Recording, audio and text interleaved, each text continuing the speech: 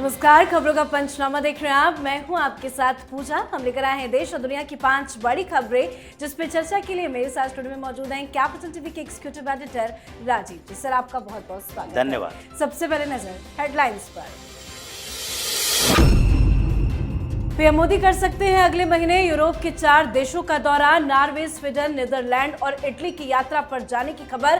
तो इधर पीएम मोदी के राष्ट्र के नाम संबोधन पर बचा बवाल। 700 से ज्यादा नागरिकों ने की चुनाव आयोग से शिकायत।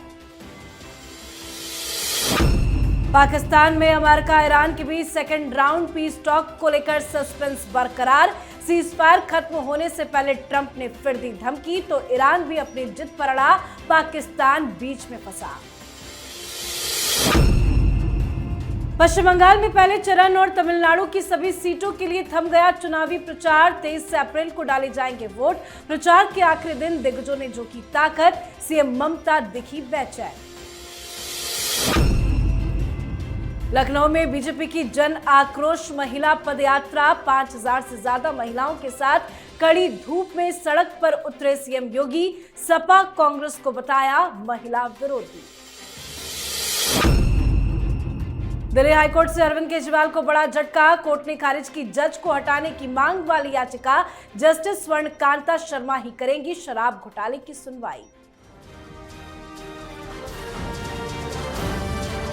खबरों की शुरुआत में सबसे पहले बात पीएम मोदी की। प्रधानमंत्री नरेंद्र मोदी के अगले महीने यूरोप दौरे पर जाने की खबर है।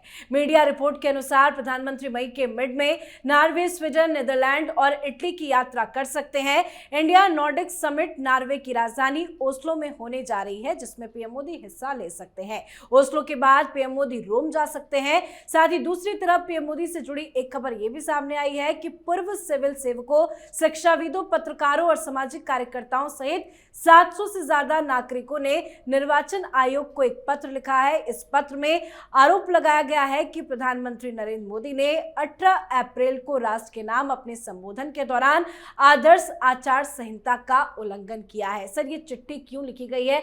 पीएम मोदी के संबोधन को लेकर इतना बवाल क्यों हो रहा है? और मिडिल लिस्ट में जारी जंग के बीच पीएम मोदी का यूरोप दौरा कितना इंपॉर्टेंट है? देखिए, ये जो चिट्ठी लिखी गई है, ये तो मानसिकता दिखा रहा है कि इस पूरे सिस्टम में अभी तक उन लोगों को लग रहा है कि अभी भी हम उसी तरीके से प्रधानमंत्री मोदी को देखते हैं जैसे 2014 के बाद इन लोगों का चिट्ठी गैंग, अवार्ड वापसी गैंग एक्टिवेट होके मोदी को बदनाम करने की कोशिश किया।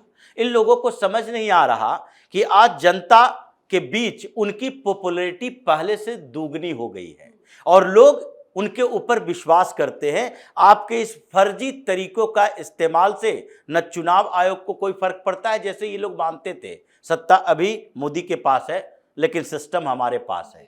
लेकिन अब वो सिस्टम भी बदल चुका है। इनके इन कुतर्कों का कोई असर नहीं होगा। योगेंद्र यादव ये कौन सा व्यक्ति है जो ये कहते हैं कि शिक्षाविद है, सोशल एक्टिविस्ट है, या पॉलिटिशियन है, या फिर आंदोलन जीवी दलाल है? ये अपने आप को डिफाइन ही नहीं कर पाता।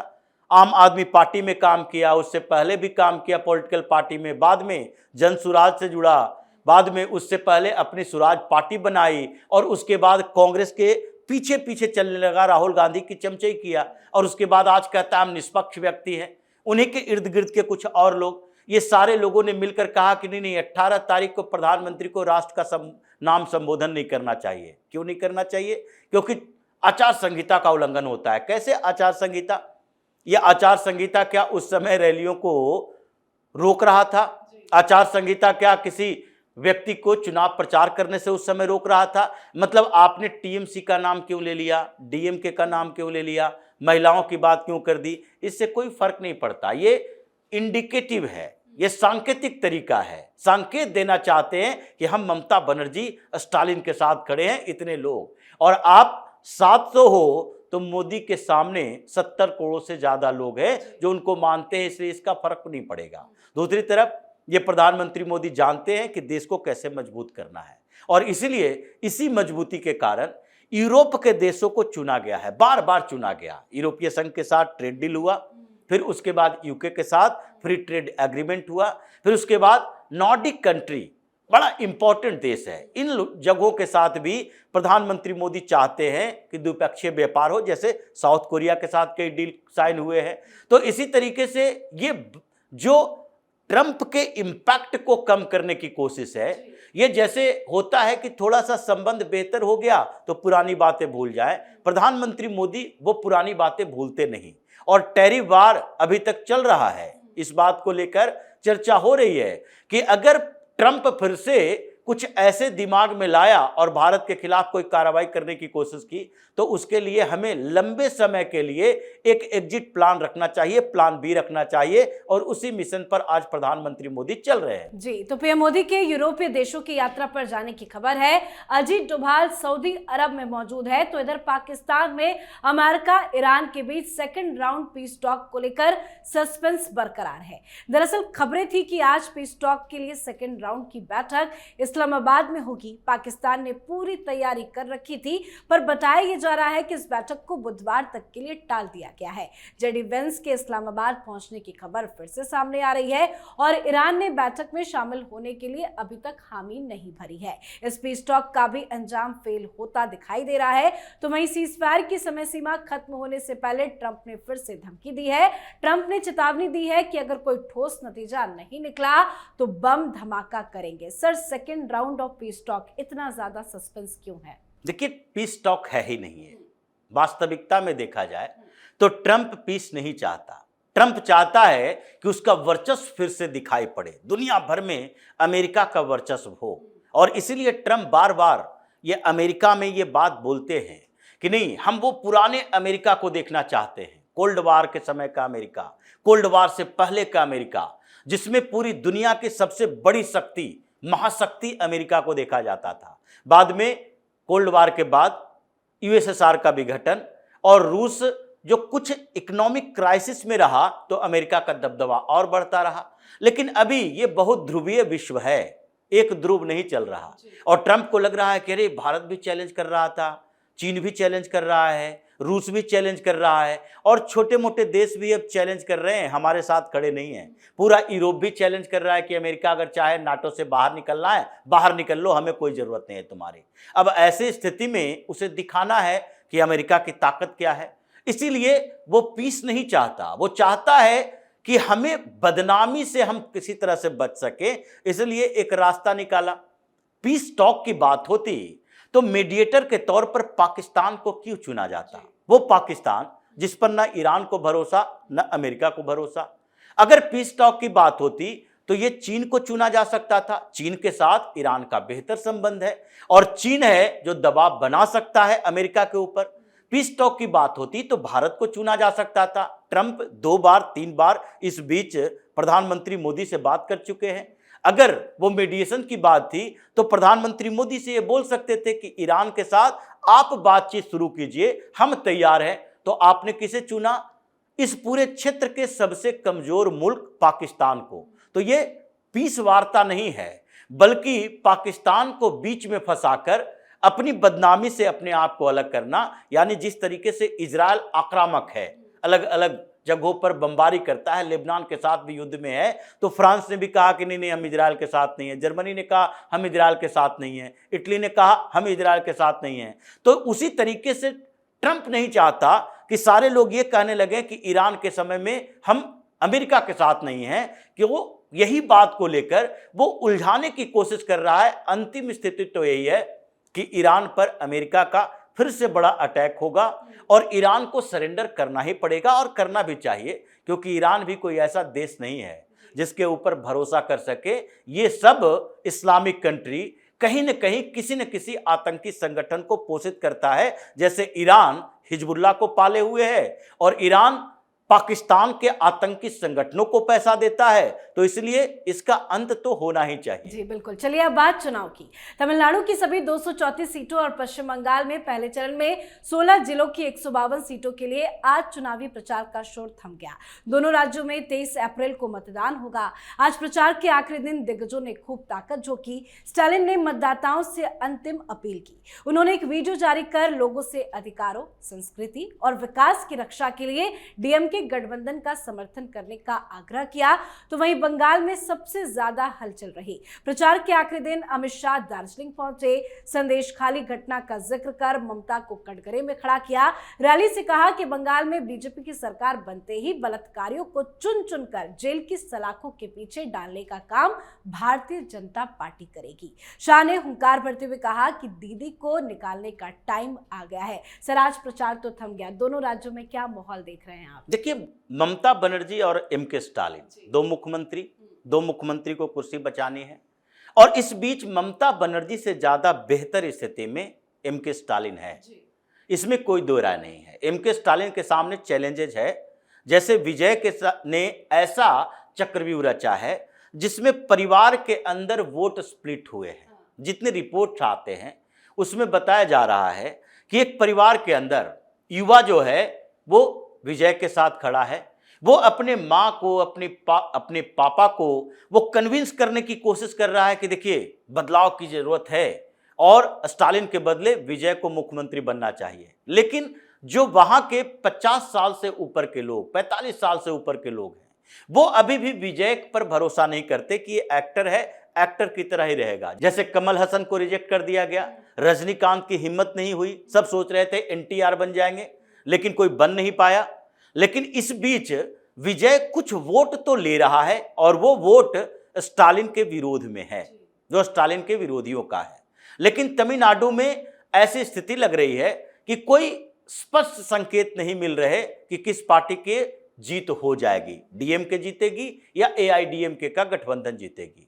लेकिन पश्चिम बंगाल में ममता बनर्जी स्टालिन की भूमिका में नहीं है, यहां पर पूरी तरह से पिछड़ती नजर आ रही है, बौखलाहट है, और ऐसा लग रहा है कि इस बार ममता बनर्जी को आभास हो चुका है कि सत्ता उनके हाथ में नहीं रहेगी। जिस आक्रामकता के साथ भारतीय जनता पार्टी है, जो प्लानिंग, जो स्ट्रेटजी अमित शाह ने बनाई, सबसे ज्यादा दौरा अमित शाह का पश्चिम बंगाल में हुआ है, नाइट स्टे किया है उन्होंने।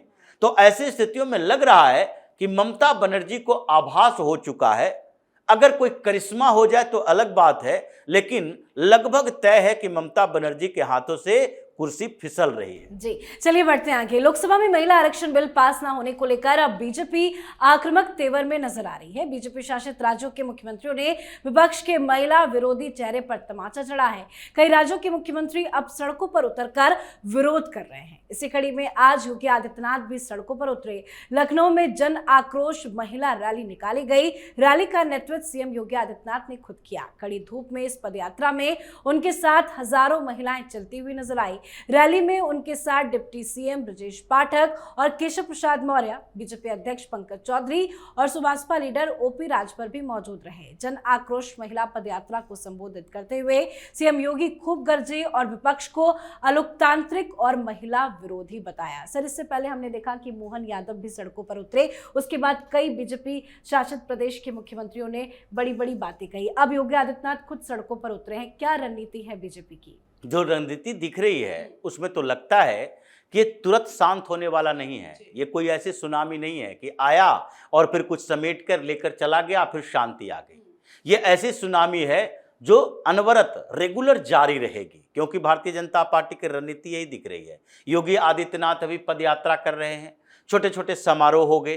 प्रधानमंत्री मोदी कई महिला संगठनों को संबोधित करेंगे, अलग अलग स्टेट में जाकर महिला प्रोग्राम करेंगे, महिलाओं के साथ संवाद करेंगे। और उस बीच में अभी योगी आदित्यनाथ 30 तारीख को विशेष सत्र का आयोजन करवा रहे हैं, जिसमें वो महिला मुद्दे पर विपक्ष की, खासकर अखिलेश यादव की उस रणनीति के खिलाफ बात करेंगे कि आपने महिला आरक्षण विधेयक का विरोध क्यों किया। तो जो रणनीति दिखाई पड़ रही है कि उत्तर प्रदेश में 2027 चुनाव फरवरी तक हो गए, उस समय तक उत्तर प्रदेश में ऐसे ही एक एक करके कुछ नेता अभी आए, कुछ बाद में आए, कुछ सेशन में आए, कुछ बाहर सड़क पर आए, कुछ महिला संगठन आए और कुछ भारतीय जनता पार्टी के महिला मोर्चा, और इन लोगों को डिस्ट्रिक्ट लेवल पर ले जाना है। अभी कैपिटल में हो रहा है, लखनऊ में पदयात्रा, फिर जिलों में पदयात्राएं होगी, जिलों में इसका बड़ा सा एक विरोध प्रदर्शन होगा। तो हर राज्यों में इसी तरह की रणनीति बनाई गई है कि अगले 2 साल तक लगातार ये चलता रहे और उसके बाद एक बड़े आयोजन किया जाए अलग अलग राज्यों के कैपिटल में, राजधानियों में, ताकि 2029 के चुनाव तक किसी के दिमाग से ये जा न सके कि महिलाओं के साथ विपक्ष ने कैसे विश्वासघात किया है। जी बिल्कुल। आज की आखिरी खबर में बात केजरीवाल को लगे बड़े झटके की। दिल्ली शराब नीति से जुड़े घोटाले के मामले में अरविंद केजरीवाल को दिल्ली हाईकोर्ट से बड़ा झटका लगा है। जस्टिस स्वर्णकांता शर्मा ने उनके मामले की सुनवाई से हटने से साफ साफ इनकार कर दिया। केजरीवाल की ओर से दायर याचिका में जस्टिस शर्मा की निष्पक्षता पर सवाल उठाते हुए उन्हें केस से अलग होने की मांग की गई थी, जिसे अदालत ने सिरे से खारिज कर दिया।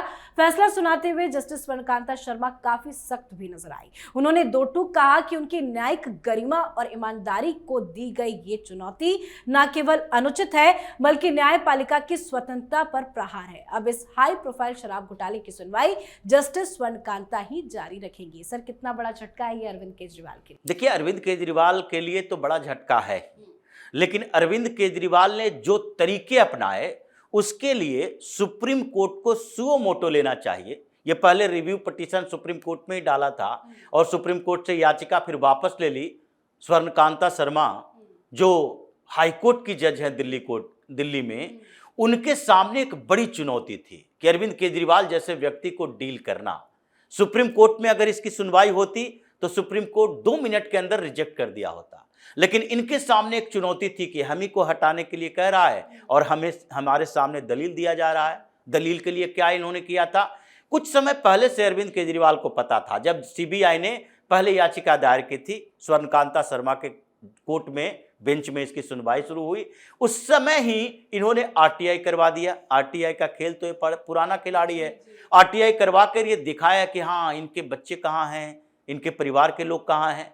जितने भी जज हिंदुस्तान में हैं अभी, चाहे हाई कोर्ट में या सुप्रीम कोर्ट में, अगर उनके खिलाफ ऐसे मामले आए कि उनके बच्चे क्या कर रहे हैं, तो फिर उनको जजशिप से ही छोड़ना पड़ेगा। ये तो पता था कि स्वर्णकांता शर्मा के सामने ये सबसे बड़ी चुनौती यही है कि अगर उन्होंने एक्सेप्ट कर लिया, ये मान लिया कि नहीं, अरविंद केजरीवाल का आरोप है ये कि हम वायस्ड हैं। अगर एक जज वायस्ड है और उस आरोप को मानकर वो इस मामले से बाहर आ जाती तो फिर जजशिप उनके पास होता नहीं, उनको इस्तीफा देना पड़ता।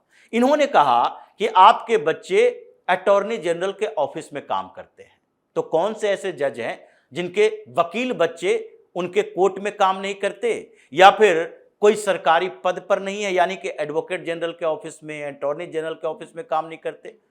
जस्टिस सीजेआई चंद्रचूड़ जब सुप्रीम कोर्ट संभाल रहे थे, चीफ जस्टिस थे, उस समय भी उनका बेटा वैभव चंद्रचूड़ वो मामले लेकर सुप्रीम कोर्ट में केस कर रहे थे और वो इलाहाबादिया का मामला वही डील कर रहे थे। तो जो सीजेआई इतना कर सकता है कि अपने बेटे के लिए बेंच निर्धारित करेगा कि हमारे बेटा वकील है तो हम ही बेंच निर्धारित करेंगे कि कौन कौन सा जज इस मामले की सुनवाई करेंगे, तो फिर उसमें बायसनेस का केस नहीं लड़ेगा। इसीलिए स्वर्णकांता शर्मा ने यही कहा कि अगर इस तर्क को मान लिया जाए तो भारत में कोई भी जज ऐसा नहीं है जिसके खिलाफ ऐसे मामले नहीं आएंगे कि उनके परिवार के लोग क्या कर रहे हैं। अगर किसी हाई कोर्ट में देख लें तो सारे हाई कोर्ट में जो जज हैं उनका बेटा, उनकी पत्नी, उनके परिवार के दूसरे लोग उसी हाई कोर्ट में वकील भी हैं। तो इसलिए इस मामले को रिजेक्ट कर दिया गया। अब चुनौती यह है कि अरविंद केजरीवाल जिस नैरेटिव के लिए लड़ रहा था कि अब हम ये तय कर लेते हैं कि स्वर्णकांता शर्मा हमें सजा तो दिलवाएंगी, लेकिन सजा दिलवाएंगी तो हम कम से कम ये तो बच जाएंगे, बाहर में ये तो कहने के लिए होगा कि हमने तो पहले कहा था ये वायस्ड हैं। तो इसलिए इन्होंने हमें राजनीतिक फायदे के लिए हमारी सजा को मंजूरी दी है।